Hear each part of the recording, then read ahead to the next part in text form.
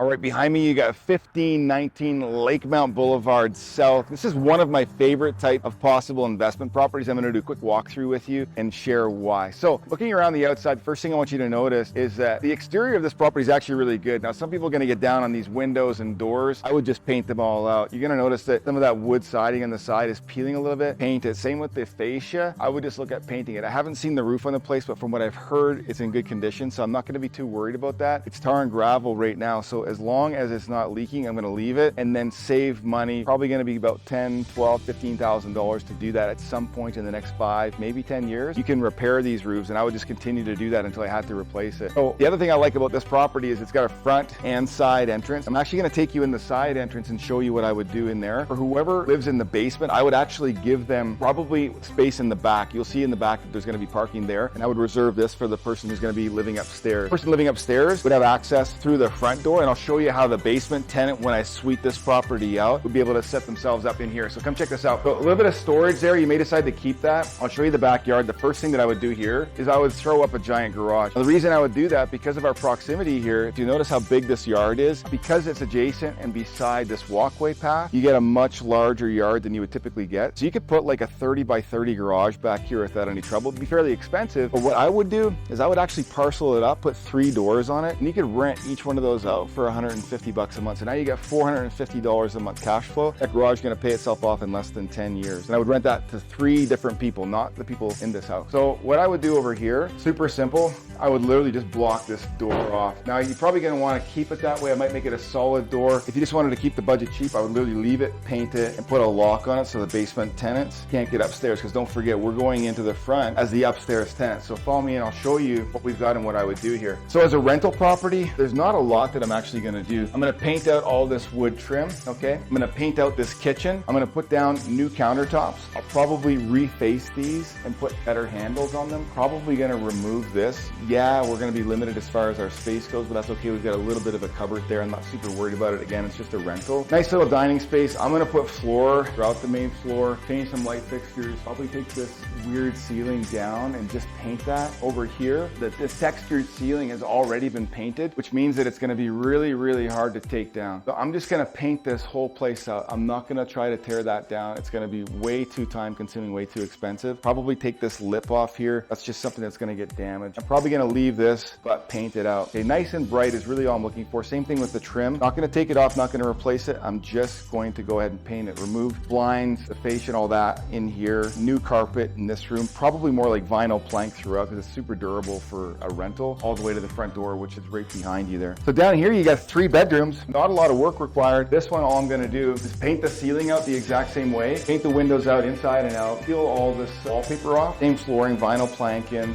Paint the doors and trim. That's going to be a really bright, appealing room with a new light fixture as well. Same thing in here. Again, vinyl plank floor, new light fixture, paint the ceiling, paint the walls, paint the trim, paint the windows, and Bob's your uncle in this room. Nice big closet here. This would be the main room. One thing I would do in here, you're going to need a plumber. See this window's cracked. So the great thing about these older style windows is you can actually replace the panes in them. So I'd replace that window. And see this little odd thing here? There was never a shower in this room. I'm going to leave that tub, bring a plumber in, frame this wall up, and then just have my shower head coming out here. Then you've got a shower in a room that currently just has a tub. That's going to be like a $500 reno, super cheap. Probably going to replace this countertop in here to match the kitchen, paint the rest out, and probably eliminate this vanity, put a new light fixture in there as well, just to make this seem a little bit more modern. And then in this room, same floor, same thing we've done everywhere else. Paint out the windows. I'm going to replace this pane of glass as well. And this is going to seem really, really bright. And again, I'll do the light fixture in here too. So that's literally the main floor. Like, you know, budget for all this would be well under, well, if you did the flooring, maybe $6,000. I would leave the appliances. They're all in decent shape. Maybe $7,000 if you got to pay somebody else to do it. I think that pretty well tidies up the main floor. So now I want to take you down to the basement and show you what I would do down here. So don't forget that for the basement, this is going to be like their entire entrance. So I'd go ahead and just cover this over. Some hooks here, so they've got a place to hang jackets. You can also use this space as well, so that they can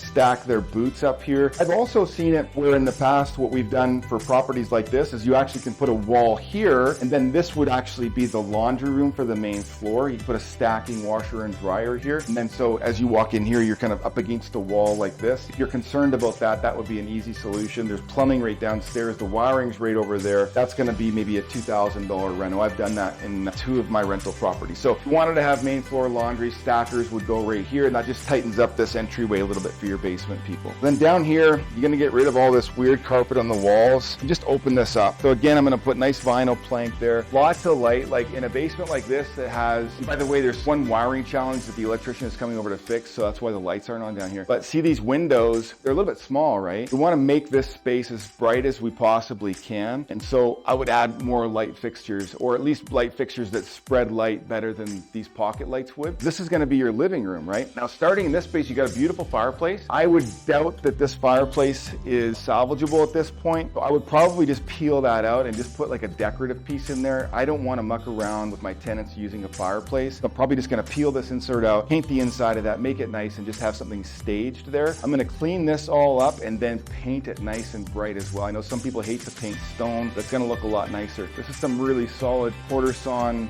cedar, it looks like, on the top of that. I may leave that as an accent piece. That's a beautiful piece of wood. The rest of this stuff, I'll be straight with you. I'm going to paint. I actually have to tear that off. I'll show you why. If you look in here, this room actually extends like another 4 feet. So I'm going to rip this entire wall out, finish off the ceiling in here, and then have a much bigger living room down here. So a much bigger living room in this space would be one option. That's probably the option that I would go for. The second option would be to actually rip out that wall, frame another one right here, call that a bedroom, and then you've got a window here. Now you'd have to increase the size of that for egress compliance. To do that, it's going to be about $2,000. You get an egress compliant bedroom window. That would mean that you'd now have 2 bedrooms in this basement, which would increase your rent, probably get somewhere around $1,200 for it with a second bedroom. If you prefer to have a much bigger living room down here, maybe you're living in it as the owner, or you want somebody else in your family to live here and they want bigger space, then you could do it that way. And naturally over here, this is going to be your kitchen area. And so you can see that this is already a wet wall. You're always going to be looking for a wet wall for your kitchen. This one's already here. This is shared with a bathroom. Again, I'm going to rip out all this wood and I'm just going to put drywall up, make it nice and bright, paint it out. Same with that, with this wallpaper. I'm going to eliminate that and paint it super bright. So a little kitchen, you know, you can go to IKEA. Lots of people on eBay, or not eBay, Kijiji will be selling their old kitchens. You can buy countertops and cabinets. They're all modular anyways. And you could just put a small kitchen in here and put a fridge, put your stove. You got a nice window. I would probably put my sink right here. And you've got a nice kitchen for what could be a 2-bedroom basement. In here is your bathroom. You're going to notice that it's got one of those really tiny metal showers that nobody really likes. What I would actually do there is steal a little bit of space from this bedroom. You'll notice that in here, this is just a wall that encompasses that shower. I would expand this sufficiently to get a nice stand-up shower in there. So however big I needed it to be, I would rip this out, pull that out, put another modular shower in there that's kind of more normal size, and then just fix up this bathroom. Put a nicer vanity in there. Gonna level these things out so it just looks a little dressier, a little prettier. You're gonna put a mirror up, a nicer light fixture. Finish this all out so it feels nice and welcoming with a nicer light. So that'll be really good in here. You can see that there's a light actually in this shower, so you're gonna wanna take that out and put one that's actually code compliant. This bedroom for sure is a little bit small, but with the same vinyl plank flooring that you had upstairs, it'll work just fine. I wouldn't even bother framing in a closet there. I would just leave it the way that it is. Put drywall over top of this stuff, doesn't look super hot. We've got a 100 amp service, so you notice that I was talking about a fridge and stove in that next room. Well, brilliant. We've got 2 slots for our stove. We've got one more for the fridge. You got lots of space for expansion for our electrical, and super easy to run that over through this wall. Of course, don't forget that you're going to have to get approval from the city to do that, unless you're the kind of person that doesn't care about getting permits done. Just make sure that you're either a licensed professional or you're having someone do that work for you. Then for down here, you've got lots more space to work with in your utility room. So lots of storage. Maybe you want to call this your pantry. You could have some space here where you could store some food. You got a new furnace. Maybe you decide that you want to put air conditioning in for the property. Could if you wanted to. And there's just loads